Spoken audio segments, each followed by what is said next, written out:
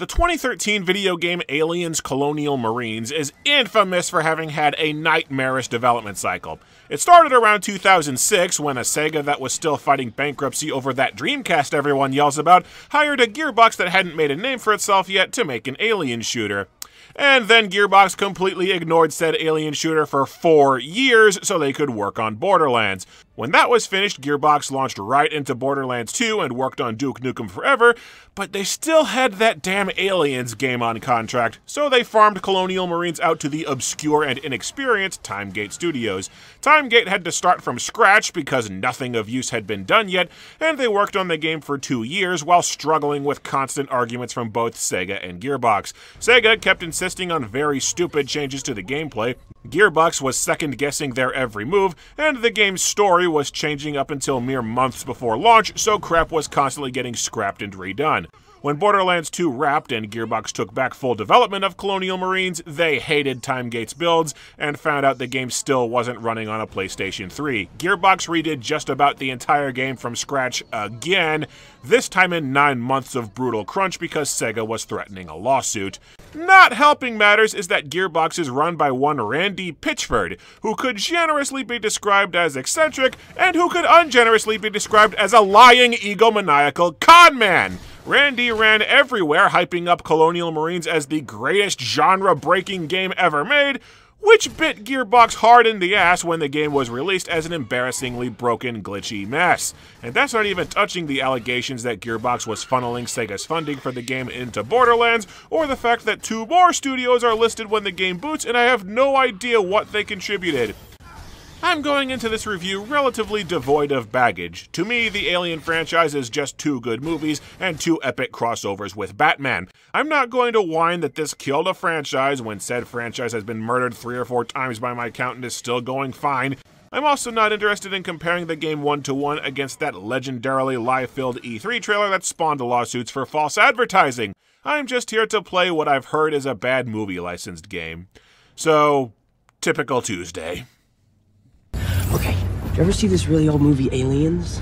In the movie Aliens, a squad of space marines is deployed to the planet LV-426 to investigate a human colony that it turns out was built near an alien hive. The marines find the colony deserted and immediately get completely slaughtered by the xenomorphs until space trucker and first film's protagonist Ellen Ripley takes charge of the squad and leads them to escape. Yeah, this is kind of a weird disconnect between fans and the actual material. The Colonial Marines are meant to suck! James Cameron explicitly designed them as an allegory for the Vietnam War, and yet fans' takeaway was that the Colonial Marines are the coolest things ever. There's also the corrupt Weyland-Yutani Corporation who wants to harvest the aliens for use as bioweapons, and without digging too deep into spoilers, the film ends with the entire colony getting nuked into oblivion and the survivors escaping aboard their mothership, the Sulaco. But this game doesn't let a simple thing like series continuity get in the way of bad fanfiction. The game opens by revealing that Corporal Hicks, one of the film's survivors, sent out a distress signal. Somehow. Setting aside that Hicks was comatose on pain beds through the film's entire ending, his mission was complete. The aliens are dead, the colony is vaporized, their ship is heading home safely.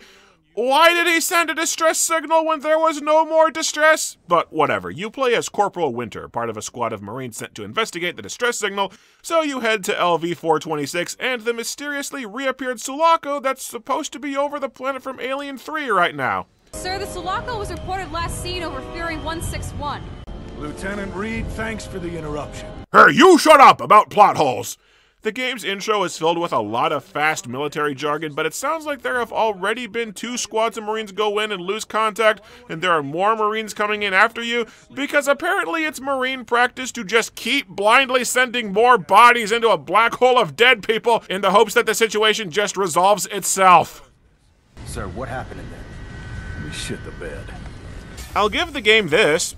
The introduction is engaging and good at building tension. You've got a mysterious ghost ship that starts coming apart from hull breaches. You come aboard and you find it cocooned in alien goop. Bodies are everywhere and you rescue a guy you already know has a chest burster, so he's doomed. And you have your first encounter with an alien as it runs all over the place, hiding in plain sight. giving you wildly unrealistic expectations for the enemy AI. You find observation rooms with eggs and cameras sinisterly hinting that the company is running evil experiments, and the tone gets frantic as you fight your way back to the ship only for the rescue Marine's chestburster to pop at the exact wrong time, and he pulls a grenade to blow up the tunnel leading between ships? Why would he do that? He knew he was going to die, so he tried to blow up the rest of his squad with him? What a dill hole! I died a hell of a lot of times the first time I played this intro, by the way. Your armor may as well be made of Kleenex, it drains so quickly, and these first levels are really chintzy with the health and armor pickups. Plus, aliens will spawn behind you and claw away your whole 2 inches of health before you can shoot them back. And these Marines aren't exactly on the Doomslayer's cardio program. You can barely move, much less run away. Plus, the game has a dreadful habit of enemies not making sound so that you get killed from behind with no chance to react. The exact amateur hour bullshit you see in digital homicide games. The best way to fight xenomorphs is to back yourself into a corner so that their restrictive AI forces them to attack you head on. I'm just lucky that Gearbox decided not to include the aliens' acid blood. Yeah, a single drop of xenomorph blood can melt a hole through several decks of a spaceship, but here you can bathe in the stuff, and it just stops your health from regenerating for a few seconds. Not that I'm complaining, the acid blood in Alien vs. Predator Classic 2000 is the most royal of bitches. The second mission is where the other shoe drops. You form a squad of Marines holed up in the Sulaco, and your team gets attacked by soldiers, because somehow this ghost ship has a metric crapload of Weyland-Yutani mercenaries aboard that start trying to wipe out all the Marines. Yeah, Sega wanted a Call of Duty clone to follow market trends at the time, so the game about fighting cosmic space horrors is now generic military shooter number 563. You spend the next 2 levels walking through corridors shooting basic machine gun-toting enemies. There are 10 main levels in the game. 3 of them are focused on fighting soldiers, and probably another 3 are split between soldiers and aliens, so a little under half the game is this tedious bullcrap. And this shooter combat is as bog-standard generic as it gets. Armed enemies make no attempt to flank you or maneuver whatsoever, they just hide behind cover on the other side of the room and you shoot them when they pop out. You just wait to move forward until the whole group is dead, and you're fine. There are a grand total of 2 armed enemy types, basic soldiers and basic soldiers with heavy armor that take a ton of gunfire to kill. Sometimes armed enemies throw grenades that just insta-kill you because you have nowhere near enough time to run away before the grenade explodes. And the worst part is that trying to land hits on tiny people behind cover really drives home how awful your guns are and how borked the hit detection is. I have more instances than I care to count of my gun just flat-ass refusing to work on enemies, even when I unlocked the battle rifle that functions as a sniper. And by the way, when the sniper rifle is often far and away your single best option for combat, you have screwed up! It feels like enemies a certain distance away are just flat out immune to damage, plus most of the guns seem to scatter bullets like crazy and don't hit your target even when iron sight aiming. And they do this because you can purchase upgrades for your guns, and a not insignificant number of the upgrades revolve around improving accuracy. So the game actively sabotages your weapons and leaves you needing to fire about 3 dozen bullets to hit one guy. Really does not help the pure tedium of the gameplay. I swear I will never mock the evil soldiers and stormtroopers in movies again for not being able to hit a target if they have to deal with this shit. The weapon selection is pretty crappy. 2 identical shotguns that suck, 3 near-identical machine guns that you'll only switch between because they ran out of ammo, some handguns that you'll never use, and the sniper rifle. Most guns have a secondary firing mode that you can customize, like grenades, a flamethrower, or shotgun shells. Actually, no, just those 3. But you tend to find so little ammo for the underslung weapons that you'll never use them either.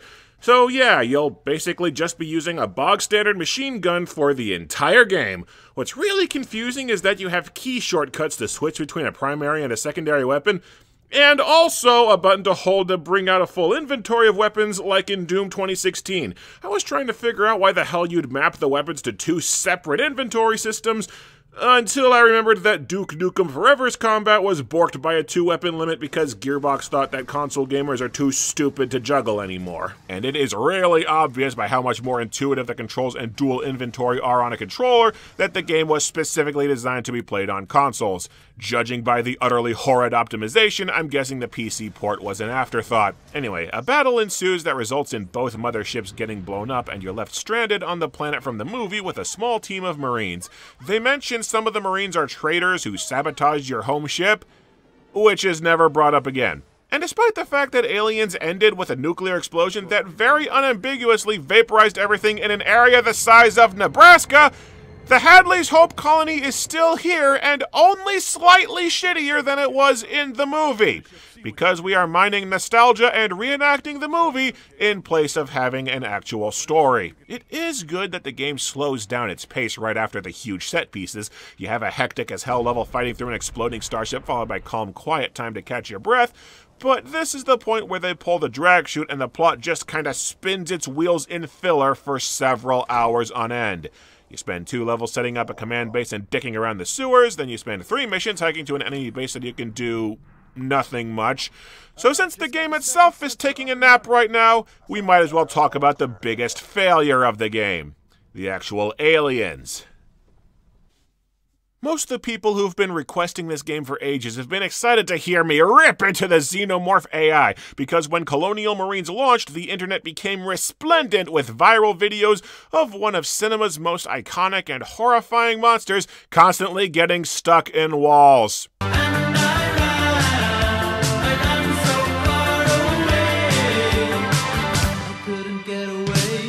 Aliens would basically just wander around aimlessly, getting hung up on the terrain and barely actually hurt you. Unfortunately, though, you're gonna walk away disappointed because Colonial Marines actually got a ton of post-launch support from Gearbox, and while I ran into a lot of bugs like the sound cutting out, the game refusing to recognize my controller, the game relaunching every single time I close it, and my recording software utterly tanking the game to where I had to get jiggy with my recording setup to keep it playable, one of the big things they actually did fix was the enemy AI. Now the Xenomorphs don't get stuck in walls. They lurk around in the far-off background and then charge straight at you or your teammates as soon as they have clear line of sight. It's not good AI, but it is functional AI. The only funny behavior I observed from the computer was the partner Marines firing into walls for minutes on end with that constant grating-ass pulse rifle sound effect. For God's sake, O'Neill, I will shove that smart gun up your ass if you don't shut the damn thing off! They also had to patch the partner AI so that you can phase and shoot through them because the dumb bastards get in your way constantly. Of course, while I say that they fixed the alien AI, the game does still have a rather infamous bug that was discovered in 2018. Someone digging through the PC version found this line of code in the Xenomorph's programming. Someone misspelled the word tether as teether, and by so doing they dummied out the line of code that tells the AI aliens which room they're in. The aliens got stuck in walls and now just walk on the ground, suicide charging you in plain sight, because they're effectively blind and can never tell what terrain is nearby. And yes, Gearbox has been made aware of this bug. They announced that they are not fixing it. But this still leads to the main problem with Colonial Marines. You spend a very long stretch of this game fighting absolutely nothing except the same one endlessly cloned Xenomorph enemy over and over and over again, and it gets repetitive really fast.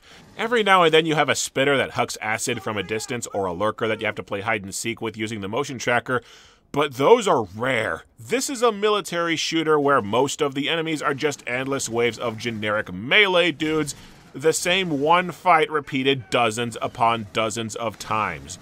The crushingly boring monotony is not helped by the fact that every level is pretty much completely interchangeable, taking turns between endless generic blue caves or endless generic gray hallways, and the only weapons you'll actually use are 3 mostly interchangeable generic machine guns. What's sad is that when they do try to inject some actual variety, it just makes the game worse. One of the more iconic weapons in the film is the Smart Gun, a minigun on a robot arm that targets enemies automatically, and you get to use this legendary weapon exactly once in the campaign, and it's in the sewer level because the Smart Gun is complete crap. The auto-targeting will consistently miss anything that's not a few feet away from you, and you're barely given enough ammo to get through this section. You have to be extremely chintzy with your shots that they're constantly miss, or else you're screwed. But that is such small potatoes next to the Raven, the 5th campaign mission where the game tries to be an actual survival horror game and just fails at every turn. First, you run from a big-ass alien with a rousing game of, gee, I hope this doesn't arbitrarily kill me instantly. Then you creep through xenomorphs that track you through sound, so you just sit still anytime they're moving near you. It's not even remotely hard, but the way they walk sure is damn funny.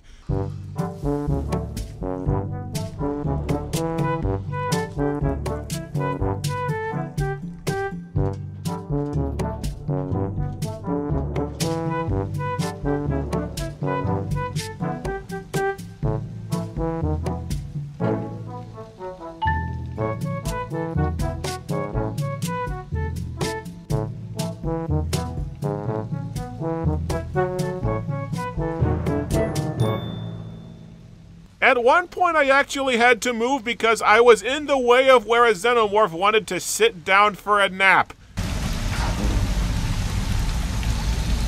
You're in my way, sir. So, can someone explain to me why the perfect organism has a strain that is blind, tracks by sound, its only method of attack is to kill itself, and it is easily tricked into blowing itself up on nothing important? And after ages of that hilarity are a few segments where you run away from the Raven, which insta-kills you by sheer proximity because by pure luck you didn't guess where you were supposed to run correctly. And the last stretch threw me because you have to run through what turns out to be a solid wall that you're given no hint will open up if you just jump down and wait. And then you fight the Raven in the movie's iconic power loader, a big epic armor suit. You blindly punch at the air, hoping that you hit the air close enough to the Raven for it to arbitrarily count as damage while it beats the shit out of you with no clue what you're doing wrong. I eventually figured out that only attacks with the right hand seem to deal damage because I guess that's Winter's pimp hand or something. Never thought I'd be praying for a return to the generic-ass military shooter because this level sucks. So the Marines set up a base at the suspiciously intact colony, and I just realized I haven't introduced you to the other characters in the game yet. There's O'Neill, who... well, he cracks a few jokes. There's Reed, who... well, she cracks a few jokes. And then there's Bella, who... oh, jeez, what is Bella like? She cracks a few jokes. Everyone in the game has the same non-personality. Reed only barely stands out because she's the only one to realize that constantly risking all the team's lives on a suicide mission to save one Marine might not be such a good idea, only to get ostracized for the mere suggestion. Yes, you've only lost over 300 Marines trying to rescue one guy who was perfectly fine. Why stop with the mass suicide tactics now? Anyway, Bella has a chest burster inside her, and the other Marines want to break into a corporate facility to try and save her. O'Neill is especially keen on saving her because he and Bella had sex once.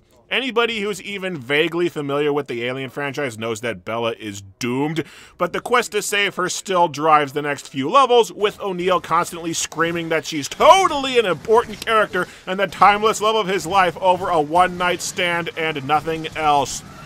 Actually, a woman named Bella has a monster fetus inside her that will kill her once it's born. Was this a deliberate shout-out to Breaking Dawn? I read that Sega insisted on Bella's inclusion. Mandating references to Twilight would not surprise me. So you spend 2 levels trying to save Bella only for her to die anyway. Apparently, even if a doctor helps you survive a chest bursting, the placenta still gives you super cancer and kills you anyway. You could have just said that it's not really a thing to saw open someone's ribcage and remove a thrashing xenomorph that will spray insta-kill acid everywhere if you so much as scratch it, but sure, making up super cancer works too. Anyway, you nab a crew manifest for the corporation and you find out that one of the Marines from the movie has actually survived. So you spend another level going through the derelict ship from the original movie for more nostalgia mining. Okay, how in the hell did this thing survive the nuclear blast completely undamaged? At least Hadley's Hope looks a little more wrecked post-explosion.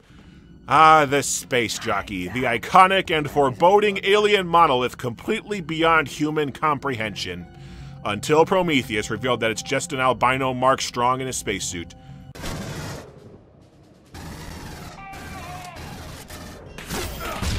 Oh, son of a bitch! I told you, you have basically zero chance of dodging these damn grenades. Oh, shit! That's it, you son of a bitch! Taste of your own medicine! And it turns out that the survivor from the movie is... Corporal Hicks from the USS Sulaco. Hicks! They brought back Hicks! Okay, this one requires some explanation. As I said, Hicks is one of the characters that very explicitly survives the events of Aliens. He and the other survivors make it safely back to the Marines' mothership and head back to Earth in cryogenic stasis pods. All is well and everyone is safe. For about 5 minutes before the next movie kills the entire cast in their sleep. Looks like ejected cryotubes. Hell of a way to wake up. Alien 3 opens with an extra xenomorph aboard the ship, and it causes enough damage that the cryopods eject onto the prison planet Fury 161. The pods crash and break, and everyone except Ripley is killed. Fans have been sore about this turn for a long time, to the point Neil Blomkamp has a script for an Alien 5 movie that ignores 3 and Resurrection to follow up on Alien's original happy ending. But we'll probably never see that movie because Ridley Scott is keeping a death grip on the franchise so he can keep navel-gazing about how creation is somehow the meaning of life.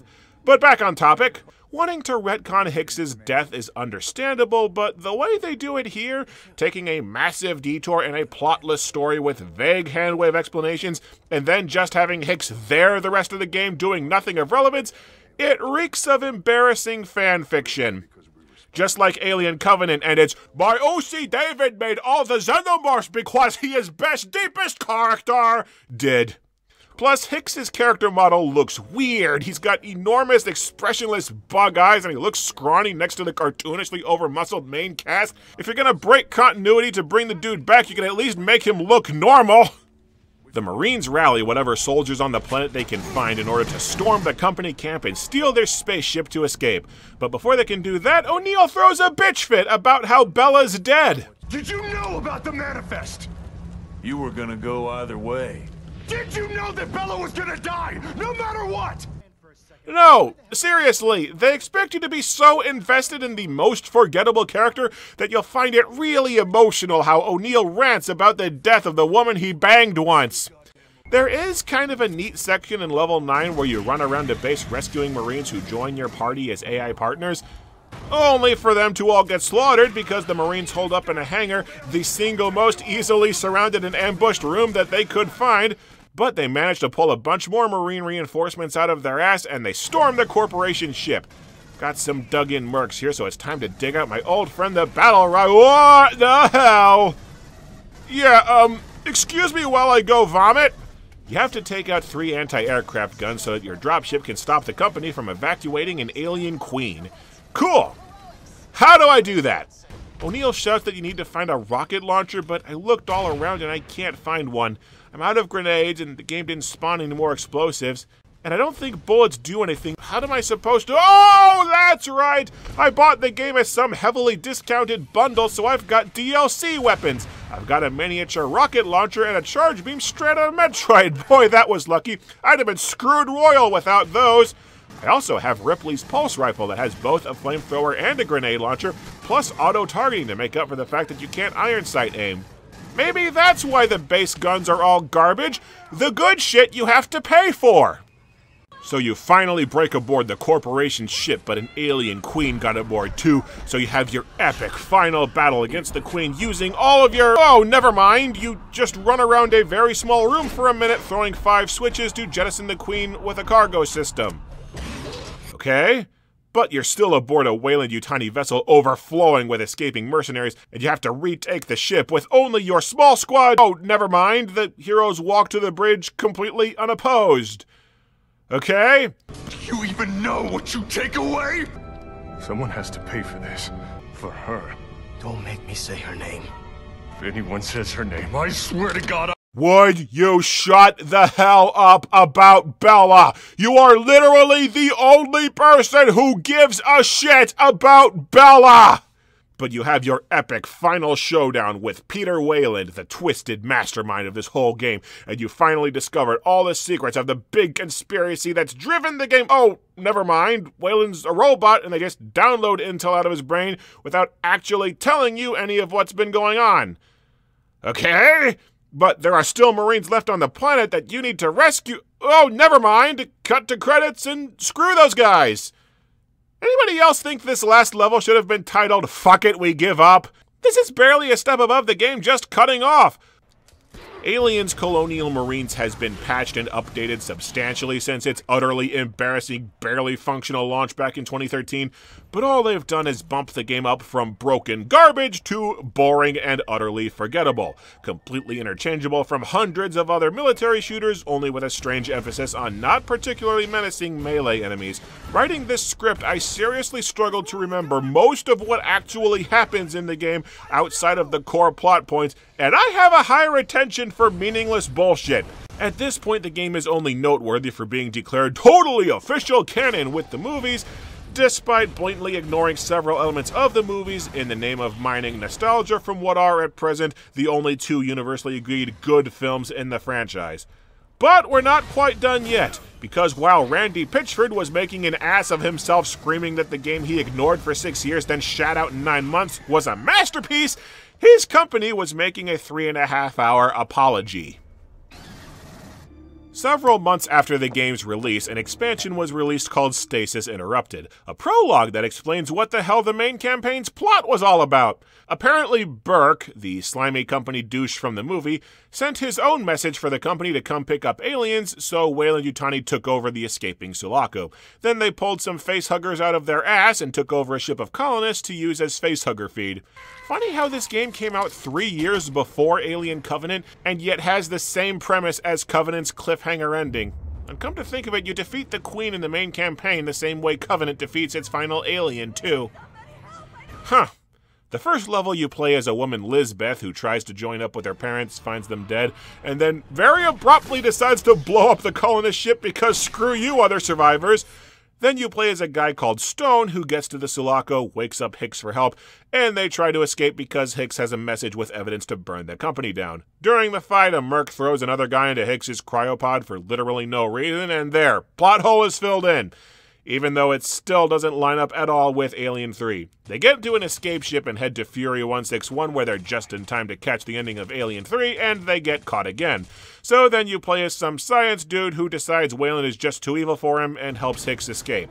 Then you spend like an hour and a half fighting to a communications outpost to send what turns out to be the distress signal from the start of the game.